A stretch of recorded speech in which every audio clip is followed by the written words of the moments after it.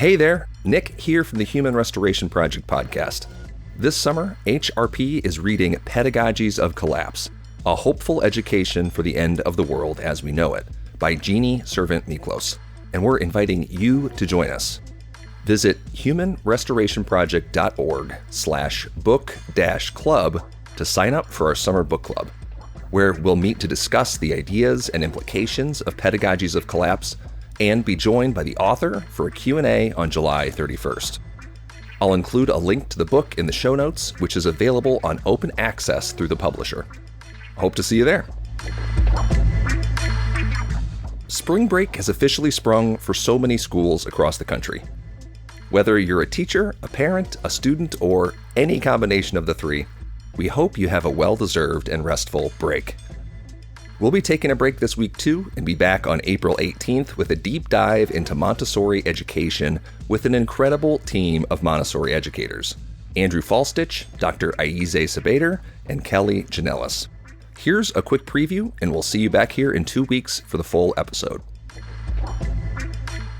To underscore the piece that it's based in human development, it's not based on what we think development is, it's based on what we know development is. And I think that sometimes when you look at how conventional education is structured, you see a linear path of growth. In first grade, you learn this. In second grade, you learn this. In third grade, you learn this. That's not how development happens.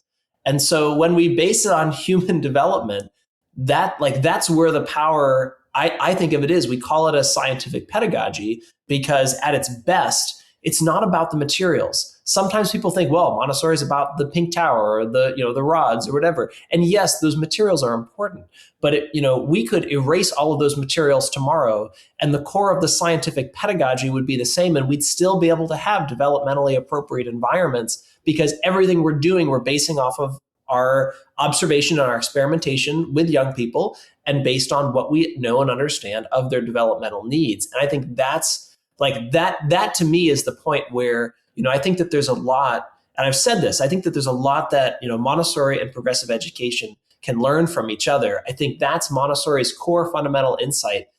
One of the mantras within Montessori is follow the child, and you are allowing the child to be in the driver's seat of their learning process. And so you allow the child to follow the things that interest them. And so thereby you don't have to twist their arm for them to learn 5.4.3. You don't have to twist their arm to say, well, now this is, March and we should be covering algebra. And so you have to study chapters 2 and 3. No, the child is interested in the thing. So again, my son, 7 years old, was interested in Greco-Roman culture, and he's soaking up as much Greco-Roman culture as so the teacher didn't have to force him he was the one saying, well, give me more, and walking around with 400-page books of Greco-Roman culture.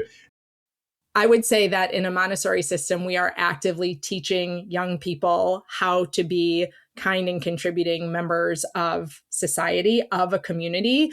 Every age group, every mixed age class in a Montessori system is its own mini society. And students receive lessons in grace and courtesy, in how to interact with each other. And it comes down to, here's a little bit more Montessori vocabulary for you, but the idea of independence and interdependence, and that a person needs to know their own merits, their what they are capable of as an independent individual, in order to then see how they as an individual contribute to an interdependent whole, and realize that as a group of people, we all rely on each other, which is true of society at large.